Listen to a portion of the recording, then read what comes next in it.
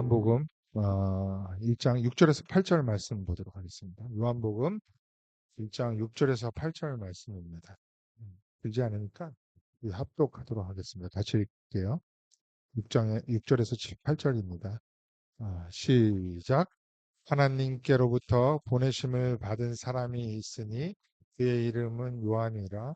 그가 증언하러 왔으니 곧 빛에 대하여 증언하고 모든 사람이 자기로 말미암아 믿게 하려 함이라. 그는 이 빛이 아니요 이 빛에 대하여 증언하러 온 자라. 요한복음 1장에는 사도 요한이 예수 그리스도의 증언하는 내용 외에 세례 요한을 비롯한 몇몇 사람들이 증언하는 것이 한 세네 가지가 나옵니다. 그중 참 빛이신 로고스를 증언했던 세례 요한을 오늘 좀 살펴보려고 하는데, 그 요한이 어떤 증인된 삶을 살았는지를 알아보도록 하겠습니다. 저희 집에 댁에 장모님을 위해서 조그만 텃밭을 꾸며놨어요. 그런데 예년에는 못 봤는데 신기한 것이 깻잎이 해를 알아보는 것 같아요. 아침부터 저녁까지는 해가 떠 있을 때는 이게 이게 깻잎이 살아서 이렇게 딱 올라오다가 해가 떨어지면 싹 기가 죽었는지 싹 가라앉더라고요. 너무 신기하잖아요. 해바라기만 해를 보는 것이 아니라 깻잎도 해를 알아보더라는 거예요. 이와 같이 빛이라는 것은 어떤 증명이나 어떤 설명이 필요한 것이 아니라 동물이든 식물이든 살아있으면 그 빛을 알아보더라는 거예요. 그런데 하나님의 형상대로 지음을 받은 그 사람들이 얼마나 타락했는지, 자신의 본체, 자신의 원본인 하나님의 형상대로 지음을 받은 인간들이 이 땅에 하나님이 오셔서 거주하심에도 불구하고 그 빛을 못 알아보더라는 것입니다. 그 정도로 타락했다라고 할 수 있는 거예요. 그러자 하나님을 빛을 인식하도록 당신의 사람을 보내셔서, 소리를 보내셔서 증거하게끔 하십니다. 그게 누구냐면은 오늘 본문에 등장하는 세례 요한입니다. 세례 요한은 읽지는 않았지만 요한복음 1장 23절에서 자기를 일컬어서 이와 같이 말씀을 해요. 이르되 나는 선지자 이사야 말과 같이 주의 길을 곧게 하라고 광야에서 외치는 자의 소리로다 하니라. 선지자 이사야의 말과 같다는 것은 하나님께서 당신의 백성을 회복하고 제사함을 받기 위해서 메시아를 보내실 것을 이사야 선지자를 통해서 예언하는 가운데 그곳에 외치는 자의 소리가 등장을 합니다. 이게 이사야 40장에 나오거든요. 세례 요한은 바로 그 소리가 자기였다는 것을 인식하고 있었다는 거예요. 자기 정체성이 소리라는 것입니다. 이게 무슨 말이에요? 소리라는 것은 소리 자체에도 의미가 있지만 이 소리를 통하여 실체를 주목하게 하고 실체를 드러나게 하는 역할을 한다는 것입니다. 즉, 소리를 통하여 주의 길을 곱게 하며 소리의 실체이신 오직 주님을 드러내게 하는 것이 성경에 나오는 소리의 정체성이었다는 거예요. 그러니까 세례 요한이 외치는 그 소리에 의해 세례 요한 자기를 드러내는 것이 아니라 예수 그리스도를 인식하게 하는 것이었다라는 말씀입니다. 이와 같이 어떤 면에서도 저와 여러분 역시 소리라는 것입니다. 소리라여야 한다는 겁니다. 우리의 존재를 통하여서 우리의 존재를 자기 PR, 그 소리를 통하여서 나를 드러내는 것이 아니라 하나님의 하나님 되심, 하나님의 영광을 드러내는 자로 오늘 존재하고 있다는 거예요.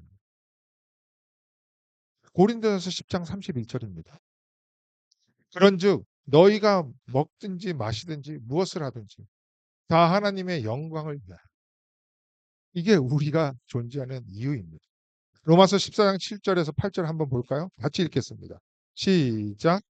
우리 중에 누구든지 자기를 위하여 사는 자가 없고 자기를 위하여 죽는 자도 없도다. 우리가 살아도 주를 위하여 살고 죽어도 주를 위하여 죽나니 그러므로 사나 죽으나 우리가 주의 것이로다. 성도는 자기를 위하여 사는 자가 아니라 하나님을 위하여, 주님을 위하여, 영광을 위하여 살아가는 자라는 거예요. 너무나 잘하는 말씀이죠. 목회자는 물론이거냐, 모든 성도가 그렇다는 것입니다. 이를 위하여 부르심을 받았으며 이 땅에 살아가고 있고 또 이 땅에서 주님의 자녀로 존재하고 있는 거예요. 요한복음 1장 6절 다시 볼게요. 하나님께로부터 보내심을 받은 사람이 있으니 그의 이름은, 여기는 세례 요한이에요. 이거 알고 계실 겁니다. 하나님께로부터 보내심을 받았다 하면 우선 생각나는 성경의 직분이 뭐예요? 하나님께로부터 보냄을 받은 자? 사도입니다. 사도. 이 사도를 통하여서 하나님께서 직접 이 역사를 주관하고 계시고 이끌어가고 계신다는 거예요. 즉 창조주이시면 만물을 주관하시는 분의 섭리와 적극적인 개입 안에서 이 땅의 역사와 한 개인의 삶을 주관하고 운행하고 계시는 것입니다. 이 글이 쓰여지기 전 약 7, 800여 년 전에 이사야 선지자를 통해 메시아를 예언하면서 그 메시아의 길을 평탄케 하는 광야에서 외치는 소리가 있을 것이라고 예언을 했잖아요. 그리고 때가 되면 직접 예수님이 하나님께서 메시아의 사역에 앞서서 광야에 외치는 소리를 보내셔서 이거를 외치게 하는 것입니다. 이 말은 역사에 직접 개입하고 주관하고 계신다는 거예요. 제가 왜 이런 말씀을 드리냐면 하나님에 대해 이신론적으로 인식하는 분들이 있다. 우리 두 분 이신론에 대해서 지지난 시간에 배웠잖아요. 데이즘이라고 하는 건데 하나님을 부정하지는 않아요. 하나님이 이 세상을 창조했다는 것도 인정을 합니다. 그러나 하나님이 이 세상을 창조했지만 그 이후 아무런 간섭 없이 자연의 법칙대로 이 세상이 운영되도록 내버려 둔다는 거예요. 이러한 믿음과 사상을 이신론이라고 하는 것입니다. 이러한 믿음과 생각은 사람들에게 어떠한 영향을 주었냐면 하나님이 이 땅에 개입하지 않고 있다는 겁니다. 그렇게 되니까 초자연적인 계시나 하나님의 개입을 이제는 재단하기 시작을 하는 거예요. 그리고 한 개인이나 국가나 민족의 그, 그 생각과 이론을 통해서 이 땅이 운영된다고 생각을 합니다. 그러니까 인본주의에 자연히 빠져지게 되는 거예요. 그러니까 이들의 결론은 하나님은 존재한다고 말합니다. 그러나 하나님의 하나님 되심을 부정하는 거잖아요. 그렇게 되니까 연쇄적으로 예수 그리스도와 예수 그리스도에 의한 구원 역사, 성령의 역사들을 자연히 배제시켜 버립니다. 묻어버리게 되는 거예요. 결국 무신론자와 같이 되는 것입니다. 실제적 무신론자들이 이러한 자들이 교회 안에 얼마든지 있을 수 있다는 것입니다. 교회 안에 있는 분들에게 하나님 믿으세요? 인정하고 계세요? 이렇게 물어보면 단 한 사람도 부정하는 것을 들어본 적이 없습니다. 그러나 삶의 방향이나 인생의 발자국들을 추적해 보면은 마치 하나님이 없는 분들과 같이 살아가는 분들이 정말 너무나 많다는 거예요. 성도가 무엇인지, 왜 내가 교회의 성도로서 이 땅에 존재하고 있는지, 하나님이 어떻게 이 세상을 운영하는지에는 관심이 없고 자기의 뜻대로 일주일, 1년을 살아가다가 일주일에 한 번 나와서 예배를 드리는 거예요. 이게 실질적 무신론자라고 하는 것입니다. 이러한 사람들이 나는 이신론자야, 실제적 무신론자야 이렇게 말하지는 않죠. 그냥 세상의 흐름에 자연스럽게 따라가다가 이렇게 된 거예요. 18세기 이후에 자연주의, 계몽주의에 편승된 자유주의 신학의 영향을 받음으로써 그렇게 된 것입니다. 우리가 이 땅에 존재하고 있는 교회를 볼 때 그런 교회가 있습니다. 좀 소개를 해드릴게요. 장로교단이지만 진보적 성향을 보이는 교단들 있죠. 독일의 자유주의의 신학을 이어가고 있는 그 복음주의 루터교 교단들, 분파가 있습니다. 루터교라는 걸 좀 빼야 될 것 같아요. 이름에 어울리지가 않습니다. 그리고 유나이티드 처치 오브 크라이스트, 유니테리안 처치들이 대부분 이와 같이 이신론을 받아들이는 자들입니다. 뿐만이 아니에요. 우리가 속해 있던 교회들 안에는 우리는 혹시 그렇지 않다고 장담할 수 있을까요? 우리가 경계하지 않는다면 그 이신론적 삶, 무신론적 삶이 우리를 지배할 수 있다는 겁니다. 일주일 내내 하나님 없는 자들과 같이 거의 살아가고 교회만 온다고 우리가 정말 하나님의 이름을 높이고 증거하는 자들이다. 그러나 이러한 자들을 이사야 선지자의 말같이 교회 마당만 받는다고 표현할 수 있는 거예요.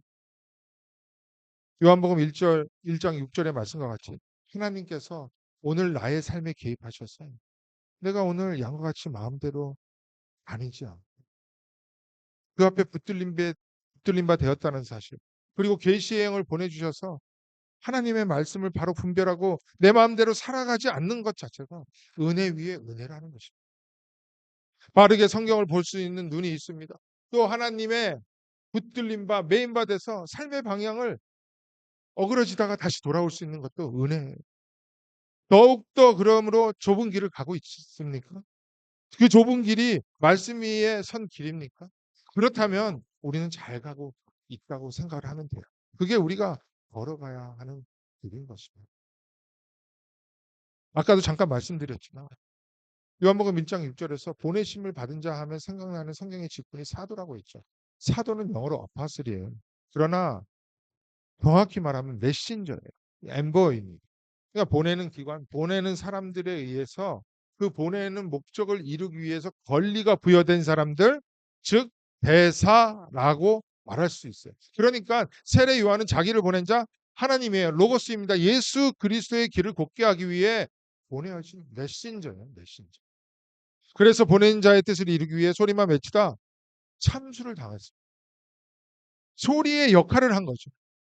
이 세례 요한이 어떤 역할을 했는지 7절, 8절에 아주 구체적으로 나와 있는데 이거 한번 같이 읽어볼까요?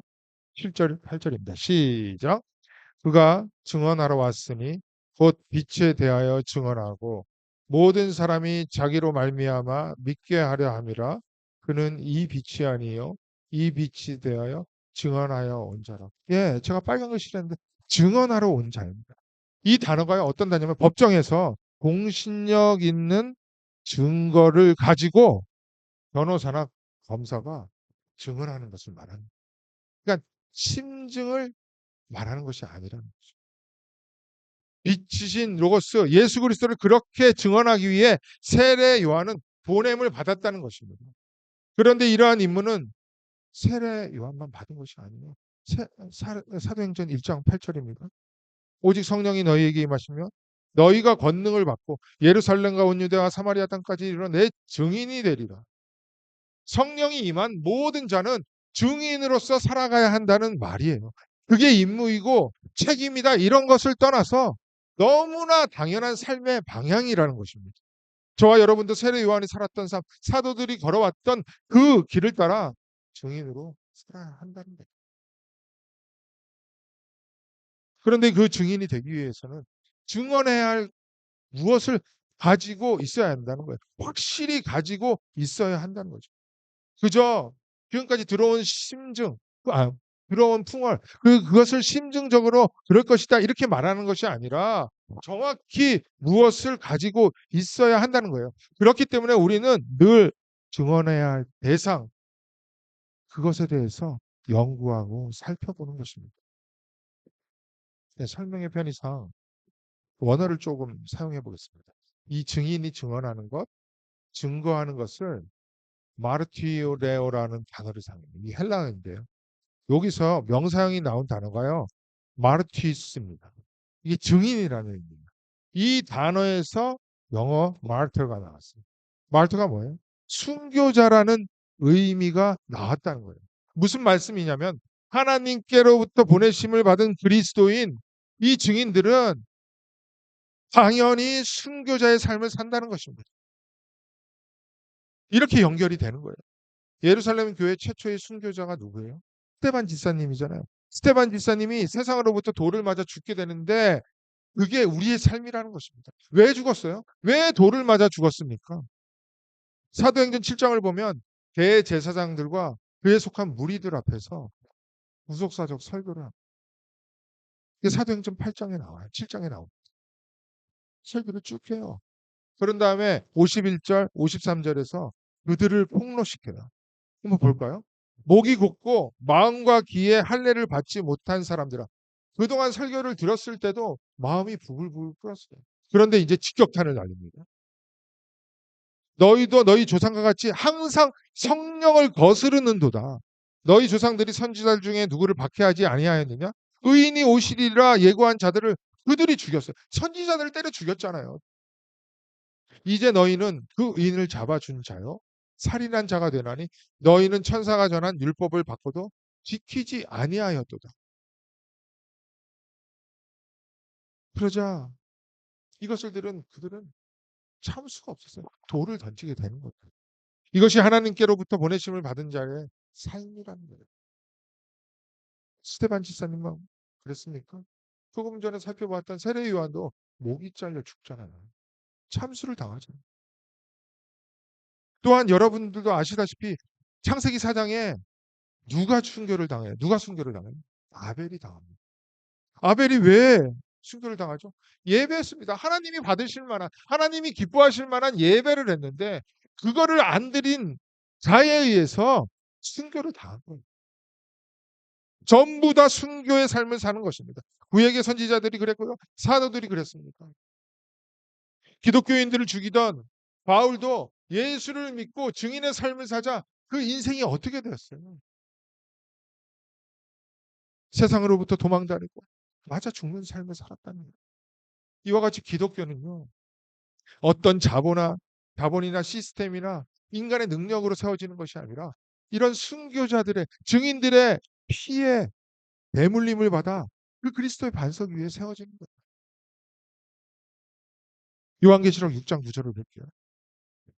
다섯째 인을 떼실 때 내가 보니 하나님의 말씀과 그들이 가진 증거로 말미암아 죽임을 당한 영혼들이 제단 아래에 있어요.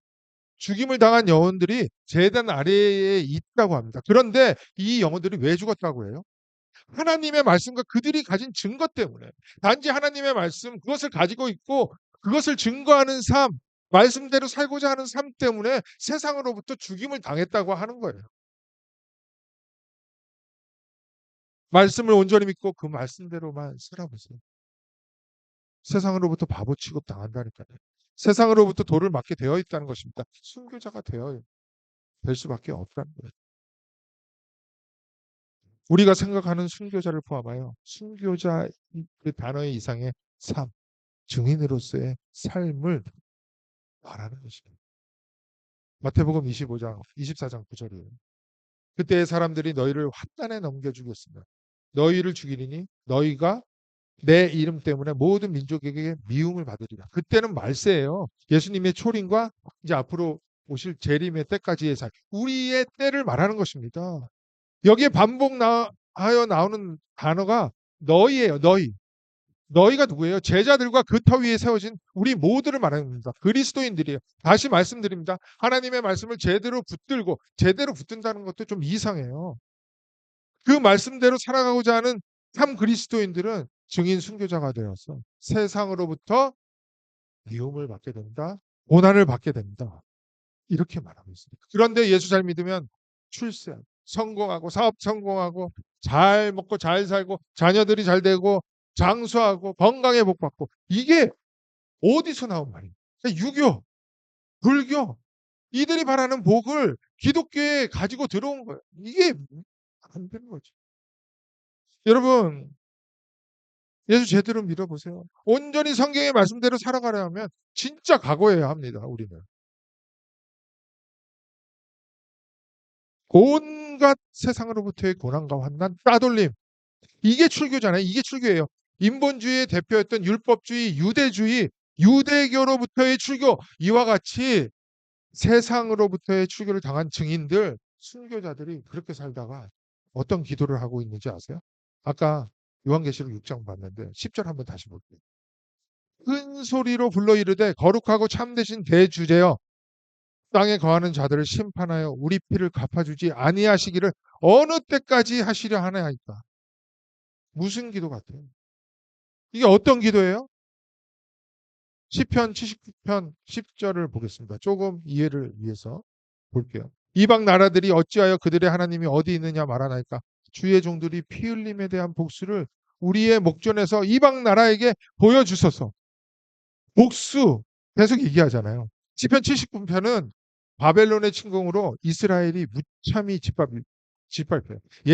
예루살렘 성전도 다 망가져요. 그러한 끔찍한 고난과 멸망 가운데 하나님의 백성들이 하나님께 항복하면서 기도드리는 기도시 복수해 달라는 거예요. 요새는 잘 사용하지 않는 단어입니다. 성경책도 바뀌어가지고 이 단어가 없어졌어요. 성경에서. 근데 제가 중고등학교, 대학교 때만 해도 이 단어가 그대로 있었습니다. 신원이라는 단어입니다. 누가복음 18장 7절에서 8절 보시면은 하물며 하나님께서 그 밤낮 부르짖는 택하신 자들의 신원을 원한을 풀어주지 아니하시겠느냐? 그들에게 오래 참으시겠느냐? 내가 너희에게 속히 이르노니 속히 그 신원을 풀어주시리라. 그러나 인자가 올 때 세상에서 믿음을 보겠느냐? 똑같습니다. 그래서 피들림에 대한 복수, 원한을 풀어주는 것, 그 신원을 우리가 때때로 어떤 영화나 드라마에서 볼 때 막 사이다 같은 시원한 인간적인 복수를 말하는 것 같은데 그렇지가 않아요. 주기도문에 나오는 내용으로 하나님의 나라가 간절히 임하는 길. 왜 그래요? 하나님의 나라가 그 하나님의 통치가 완성되면 마지막 날이 되는 거잖아요.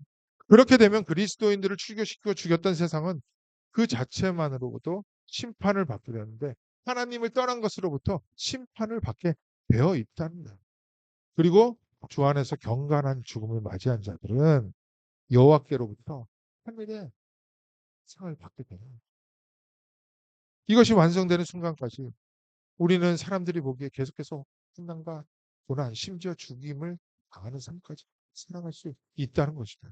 이것이 그리스도인들의 숙명이에요. 구속사의 그 물줄기를 따라온 하나님 백성의 삶, 고난과 환난과 죽음, 순교가 우리의 삶이라는 것입니다. 그래서 믿음장이라고 일컬어지는 히브리서 11장을 보면 위대한 믿음의 선진들을 나열한 후에 꼭 뒤에 나오는 단어가 믿음을 따라 죽었다는 히브리서 11장 13절입니다. 이 사람들은 다 믿음을 따라 죽었습니다. 약속을 받지 못하였을 때 그것들을 멀리서 보고 환영하며 또 땅에서는 외국인과 악은의 힘을 증언하였습니다. 우리는 약속을 받은 자들. 예수 그리스도라는 그 약속을 받은 자들이에요. 그러나 그 이전에 아벨, 에녹, 노아, 아브라함은 믿음으로 죽었다는 겁니다. 결국 믿음으로 살 때 세상이 죽이기도 하지만 세상을 향하여 우리가 죽는 삶을 살아가는 거예요. 그래서 이 땅에서의 우리의 삶은 이방인이다, 외국인이다, 나그네다 하는 것입니다. 히브리서 11장 6절 이렇게 말씀을 합니다. 믿음이 없이는 하나님을 기쁘시게 하지 못하나니. 지금까지 말씀드린 내용을 믿음이라는 단어에 잠깐 교체하여서 말씀을 한번 드려볼게요. 하나님의 말씀과 그것으로부터 가진 증거로 말미암아 세상으로부터 죽임을 당하는 믿음 없이는 하나님을 기쁘시게 하지 못합니다. 성경에 일관성 있는 이 진술을 우리는 보셔야 합니다. 그리고 증인으로서 살아갈 각오를 하셔야 하는 거예요. 한 면만 더 살펴볼게요. 예수님이 승천한 후 성령이 임하자 그렇게 비굴했다. 여종 앞에서도 예수님을 부인했던 베드로가 어떻게 살아가요? 백성들과 관리들과 장로들과 대제사장 앞에서 또 수많은 백성들 앞에서 예수를 담대히 증거합니다. 다른 이로서는 구원을 받을 수 없나니 저나 사람 중에 구원을 받을 만한 다른 이름을 우리에게 주신 일이 없다. 온 세상이 그 말씀을 듣고 술렁이었습니다. 그러자 관리들과 종교의 리더들이 이 복음이 막 독보스처럼 퍼져가지고 세상이 뒤집힐까봐 그들을 구금합니다. 못하게 해요. 그러자 베드로와 요한이 하는 말을 한번 들어보세요. 사도행전 5장 19절에서 20절이에요. 한번 같이 읽어볼게요. 시작.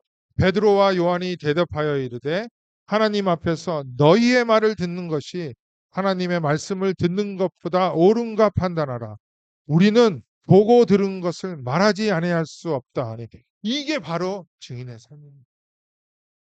이때부터 베드로와 요한을 비롯한 성령을 받은 자들의 삶이 세상적으로 볼 때 꼬이기 시작한 거예요. 순교 당하지 않은 사도가 어디 있었습니까? 보고 들은 대로 살아갈 수밖에 없는 것, 그들의 삶을 통하여서 세상적으로 막 성공한 사람들이 있었습니다.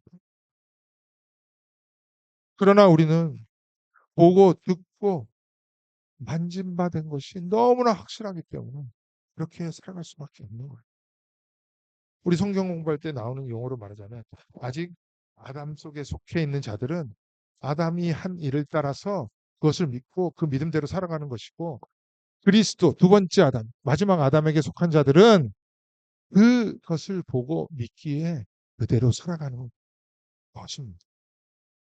예수 그리스도의 증인된 그리스도 반석교회 믿음의 가족 여러분, 우리가 누구예요? 무엇을 위해 오늘 이 땅을 살아가고 있습니까?